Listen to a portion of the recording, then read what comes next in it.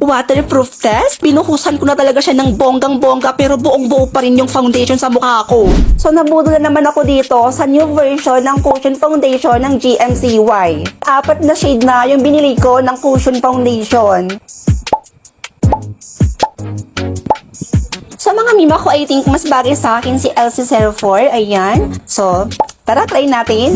And tingnan nyo naman kung gaano ka high coverage ang cushion na to. May sunscreen na rin ito to protect your skin from daily sun exposure. So, this is with and without. And Mima, waterproof din ito at kaya niya talagang magtagal sa skin ninyo ng 24 hours. Plus, matte finish with hydration. So, let me finish my look at itatry natin kung talaga bang transfer proof or waterproof talaga to. So, here we go. And books. Grabe naman ang face na yan. Sobrang laki na. So, tingnan na natin kung talaga bang transfer proof talaga to. Ayan, itatap-tap lang natin yan ng tissue. And tingnan nyo mga mima ko, walang transfer yan. Waterproof test, binuhusan ko na talaga siya ng bonggang-bongga pero buong-buo pa rin yung foundation sa mukha ko. Kaya kung gusto mo ng transfer proof, waterproof, and long-lasting na cushion, si GMCY is perfect for you. Hello mga mima ko! Magandang umaga po at assalamualaikum sa mga kapatid nating mga Muslim dito, lalong-lalo na po sa aking mga Muslim followers. Eid Mubarak po at mabuhay po kayong lahat. True! Diba? Diba trio kayo dati? Nasaan yung isa niyong friend? Hay nako, wag mo nang hanapin yun dito sa amin dahil nasa shoo away na siya ngayon.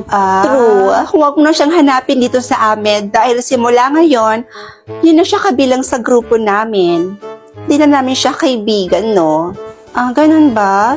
So, ano nangyari dun sa isa niyong friend? Bakit hindi na siya kaibigan ngayon? Ewan namin dun. Kinat off nga lang kami bigla nun eh. Ewan ba namin dun sa babaeng yun? Ganun ba? Uy, diba? Trio kayo dati? Bakit hindi ka na sumasama dun sa kanila? Kinat off mo daw sila? Tama ba? Oo, kinat off ko sila. May pa-trio-trio pa silang nalalaman?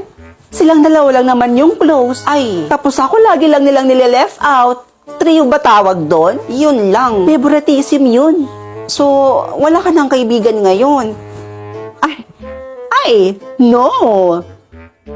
Nang kinat off ko sila, mas marami pa akong nakilalang kaibigan. So, saan mo naman nakilala yung mga kaibigan mo ngayon, yung mga bagong kaibigan mo ngayon? Eh di dito sa OFO Up, at dito sa OFO Up, alam mo ba, hindi mga plastic yung tao dito.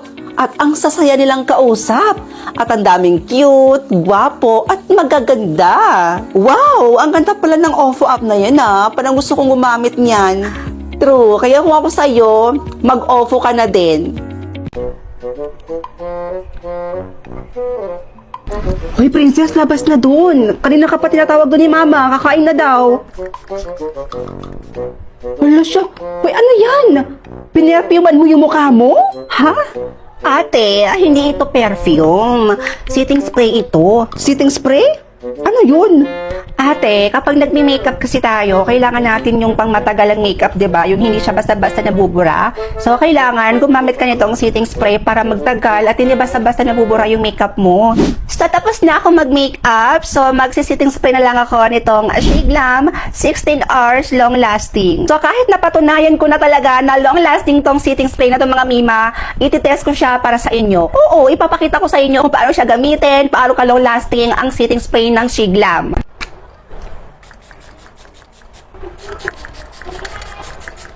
So, ewan ko kung nakikita ba ito siya sa screen. Ayan. So, makikita nyo, mabilis lang din siya matuyo. Sobrang nipis lang din ng pagka-spray niya at madali lang din siya ma-absorb ng skin ninyo at madali din siyang matuyo. Period. So, itatry natin idikit itong tissue na to, Mima. Ayan. Hindi na talagang dumikit, Mima.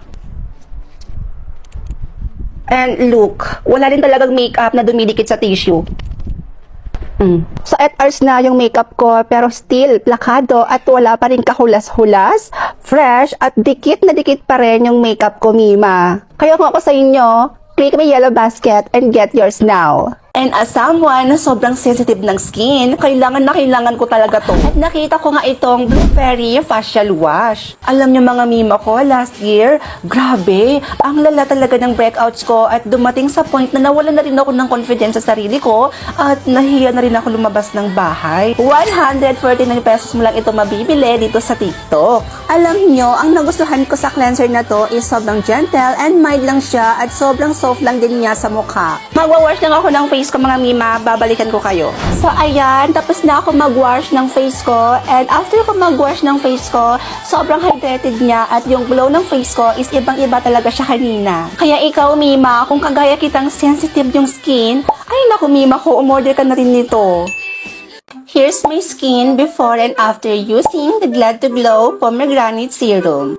So, sa 7 days consistent na paggamit ko nito, look at my skin now. Ang kinis at ang smooth na ng skin ko. Nakita ko itong serum na ito dito sa TikTok at sobrang nagustuhan ko din dahil sobrang daming mga positive reviews ng product na to. Na-curious talaga ako dito sa product na to mga mima ko, kaya bumili din ako. And this product is good for 13 years old and up and this is FDA approved kaya wala din po kayong dapat ipag-aalala. Ano ba? Bitawan mo nga ako? Sino ka ba, ha? Hindi ba talaga ako nakikilala? Pinagsasabi mo. Eh, hindi nga kita kilala. Maalala pa kaya? Ma, ako po yung bunso niyong anak. Hi, Pogi.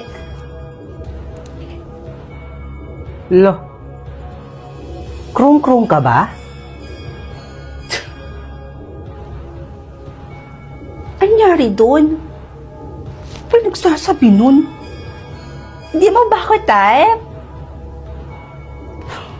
Bating siguro yun. OMG!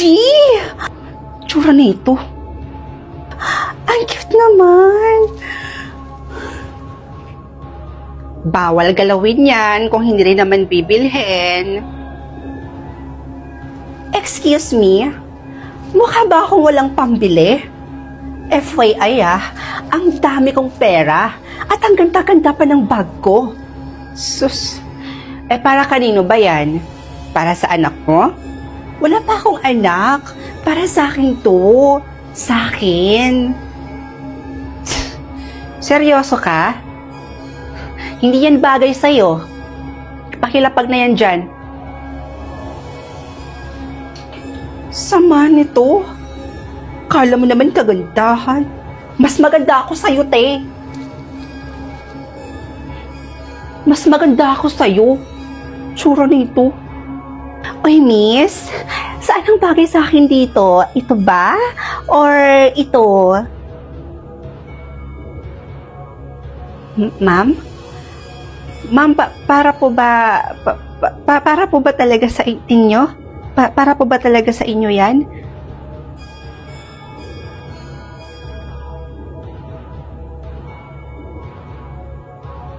O ba't ganyan ka makatingin sa akin? Hindi ko to nanakawin. Ay, ma'am, bagay na bagay po sa inyo pareho yan, ma'am. Opo. Bibilihin ko tong dalawang to. Bagay na bagay to sa akin.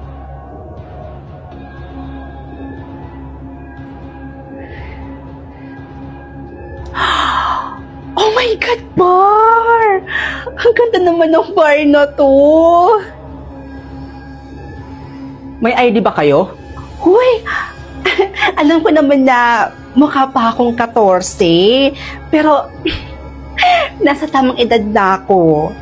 Alam ko naman ho na hindi na kayo bata. Ayan, gusto ko lang ho talagang malaman, kung magbabarba talaga kayo? Ha? Ano bang ibig mong sabihin? Excuse me po, Manong Guard. May nakita po ba kayong... okay na po, nakita ko na. Nandito lang pala kayo. Kanina pa kami hanap ng hanap sa inyo. Nandito lang po pala kayo. Saan po ba kayo nagsisipunta? What? Kilala ba kita? Sino ka ba? Halinga muna kayo. Ano ba? Bitawan mo nga ako? Sino ka ba, ha? Kung saan pa kami nagpunta para lang mahanap kayo. Pero nandito lang pala kayo. Hindi niyo po alam kung gaano kami natakot at nag-alala sa inyo. Hindi niyo ba talaga ako nakikilala? Pinagsasabi mo, hindi nga kita kilala. Maalala pa kaya? Ma, ako po yung bunso niyong anak. Ano? Anong bunsong anak? Nahihibang ka na ba? Tingnan mo nga yung itsura ko at itsura mo. Halos magkasing edad lang tayo, miss. Pero ang pinagkaibahan lang, mas maganda nga lang ako sa'yo. Kaya ano pinagsasabi mong bunsong anak? Ew! Excuse me, wala pa akong anak. May sakit ho kasi kayong Alzheimer's. At yung suot ninyo, hindi na po akma sa kung anong edad ninyo. Ay, wow! Hiyang-hiya naman ako sa'yo, te. Kanina, sinasabi mong bunsong anak kita. Tapos ngayon, ang napuntirya mo yung suot ko? Anong problema sa suot ko tsaka sa buhok ko? Palibhasa kasi naiingit ka kasi yung suot mo tsaka yung buhok mo hindi napapanahon.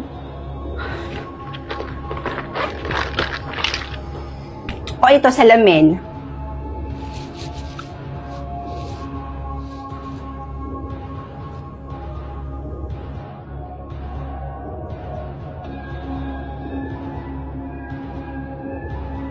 O ano ma?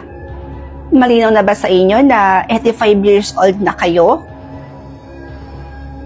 Ma naman kasi, kapag bukas po yung pinto, huwag kasi kayong agad-agad umalis. Kung saan-saan pa kayo pumupunta. Paano kung hindi namin kayo nakita, nahanap? Diba? Paano kung napahamak na kayo? Ma naman, ayoko pa mawala ng ina. Please naman, makinig naman kayo sa amin. Halina kayo, umuwi na tayo.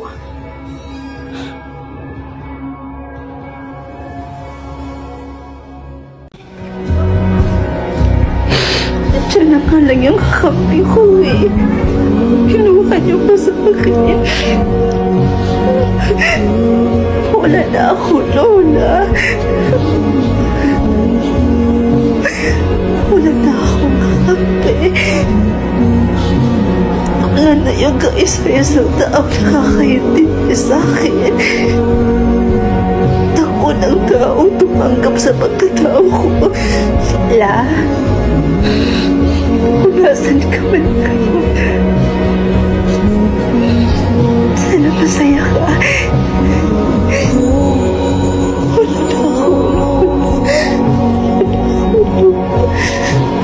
Wala na akong mapagkakwentuhan ng mga nangyayari sa buhay ko, sa mga achievements ko.